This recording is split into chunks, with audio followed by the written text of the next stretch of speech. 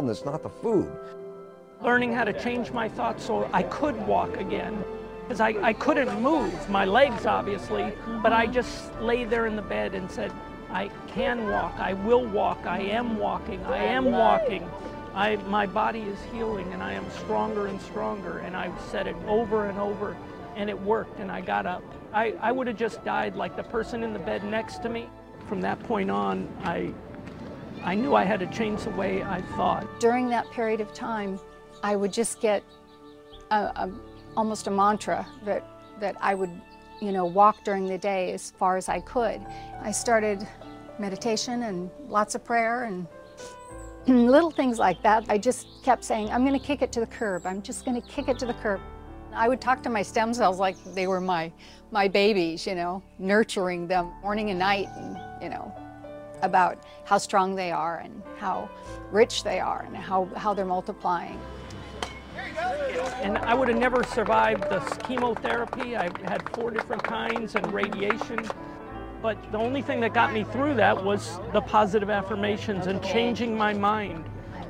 And they told me to stay in the bed, but I didn't. In the isolation ward, I walked around the ward constantly whenever I could, because they said if you bump into something, you'll bleed to death because you have no platelets and you have no red blood cells due to the chemotherapy. I said my blood is clean and healthy. My blood is clean and healthy. And I walked around the 6th floor of Ronald Reagan Hospital in the isolation section constantly. And it made me tired and sick, but I just kept on thinking. As you saw with Daryl, in order to come to a life full of power, we must change our words to ourselves. Affirmations and meditation are great tools for changing our inner weakness and replacing them with positive strength. If you repeat an affirmation over and over again, it becomes embedded in your subconscious mind, and eventually it becomes your reality. Studies show that optimists live longer, healthier lives than pessimists, even when the pessimist's view of life is more accurate. If our self-talk gives us hope and a positive outlook, we will live very different lives than if we await trouble. You know the old saying, what you see is what you get. Your attitude determines what you see, so always look on the bright side. The choice is yours. We create our own future.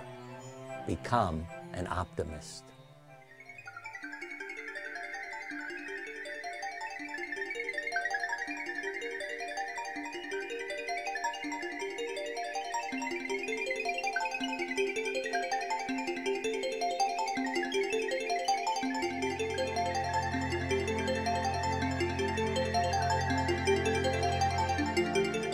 My sister came to the hospital with a book, Louise Hay, You Can Heal Your Life. I just knew once I read the book that I had a lot of resentment, and I didn't even know I had that.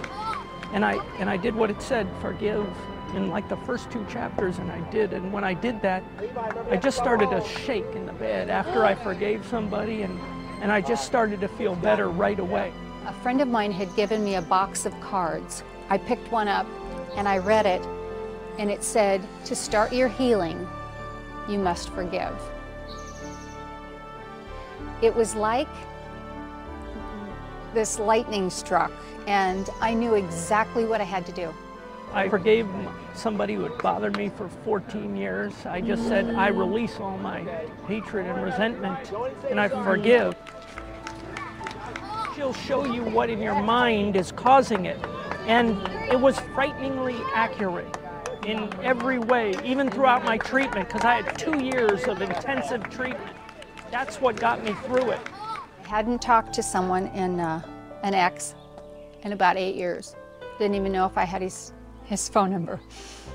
And I picked it up and I knew I had to forgive him because that was the largest stress factor in my life. So I forgave him. And that's when my healing started. If I made it happen or helped it to happen, I can fix it. And if it's beyond my power, you know, that I'm a victim of it, how am I going to fix it? It's not beyond my power, because you don't want to wind up like this. And I don't mean like me now, I feel I'm healing, but you don't want to wind up with somebody sitting across from you telling you you may only have a year or two to live, going through the pain of cancer, going through the terror of cancer. Handle your stuff. You know, if you're feeling those things, do something about it. Pay attention to yourself and work through those things. The reason forgiveness matters so much is because when my heart is open to focus on your innocence rather than your guilt, to focus on who you are today rather than the mistakes that you made yesterday, not just giving a person the benefit of the doubt, but give them a break. When the heart is softer that way, then it's an act of self-interest in a way, because that kind of emotional generosity doesn't just serve the other person, it serves us. At the same time, the critical attitudes, the judgmental attitudes, the no, I will not forgive you, doesn't hurt you. It hurts me. You know, once I was doing an AIDS support group and a young man said to me, we were talking about the role of forgiveness and healing. So this man said to me, I have to forgive everybody? And I remember my response to him was, I don't know, do you have the flu or do you have AIDS? Because if you only have the flu, just forgive a few people. If you have AIDS, like, yeah, it's like take all the medicine. Forgiveness requires nothing in return. There are no conditions. It gets rid of old baggage and clears up unfinished business. If you want to give yourself a gift, forgive. Forgiveness is the highest form of letting go of resentment and ego. Like love, forgiveness benefits the giver and the receiver. As Plato once said, be kind, for everyone you meet is fighting a hard battle. It is important to realize that it is all perfect. Everything that is unfolding in the course of your life is a perfect journey. And so if a disease process has occurred in your life, we have to assume that it is also serving part of your journey in some way. The patients that I've worked with, they have all said that it has served me greatly to have been through this journey of disease. In the course of that journey, they have learned a little bit more about themselves. They have learned what matters most. A quickening has occurred in the course of their lives that has allowed them to reframe what is important, to reframe their value system, to reframe their relationship with their intimate self. In that moment, what happens is we come to know who we are. When we allow ourselves to stop running the mind so much that we can't hear anything except our own thoughts, and we instead are able to sense this still voice from this still point deep within us, we begin to access the wisdom that has been handed down to us from generation after generation.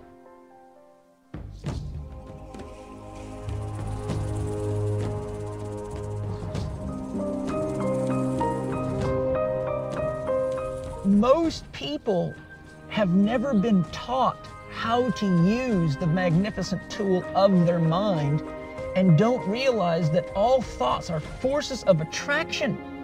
Like attracts like and opposite attract. So we always attract to us the experiences that are in resonance with our dominant thoughts. The chemistry of the body controls the fate and genetics of the cell, and the chemistry is related to the mind's interpretation of the world, and that interpretation releases the chemistry. Then I say, so where'd you get the interpretations of the world from?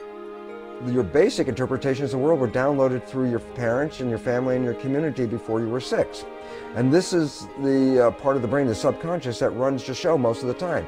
Very important understanding is that we have 2 parts that constitute one mind. One is called the conscious mind, one is called the subconscious mind. They are different functional elements. For years we've considered the mind as a single entity, so that if my conscious mind became aware of something, then of course my subconscious mind should know it as well. And it turns out that's the failure of our thinking, and that is the 2 minds are separate entities. They learn in different ways. The conscious mind is creative. That's the one that has your source, your identity, your spirit in it.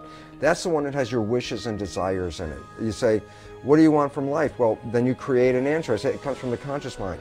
Because the subconscious mind is not necessarily a creative mind, very little creativity in it. It's basically a habit mind. It learns experiences, and then you push the button and it plays the habit over again. It's like a jukebox with programs in it.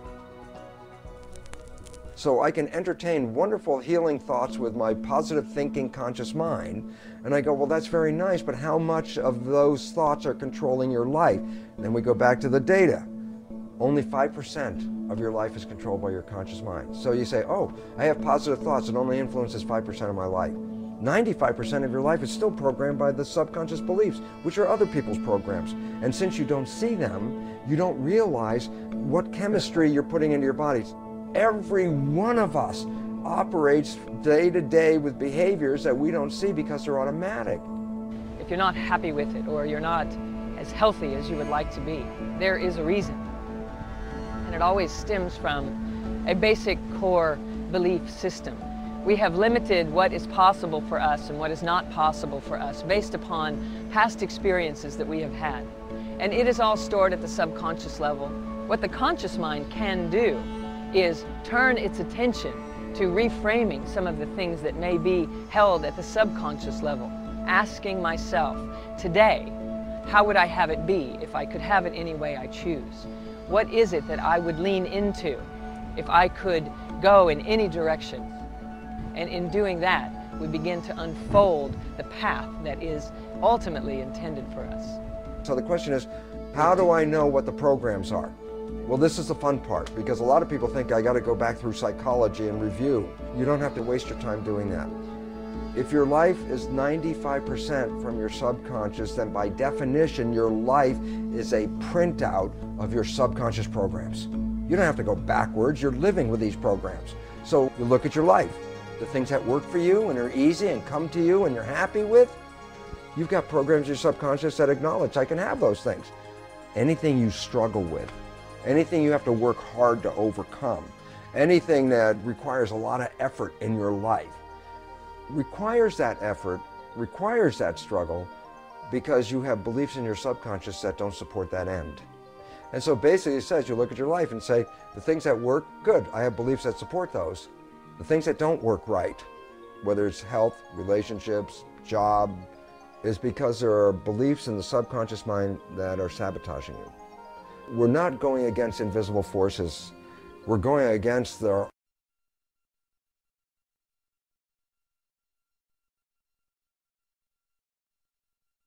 own limitations that are not visible to us.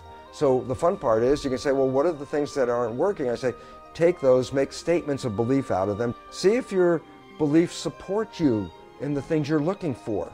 One of the biggest belief problems that people have is if I say, test yourself for the statement, I love myself. And you're going to find the largest portion of the population will not be able to give a positive test for that statement.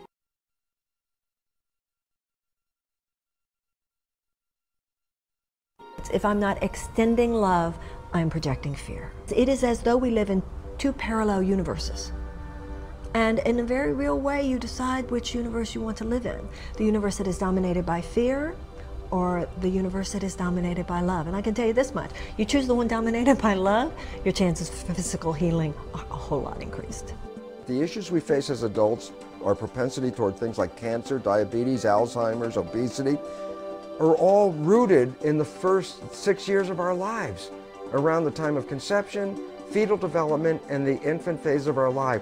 Whatever program we receive then is responsible for our life characteristics as adults. So when a person gets a cancer, it wasn't, oh, I just got a cancer.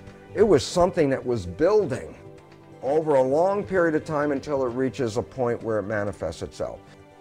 Habits make patterns, and every time you repeat a habit, it gets stronger.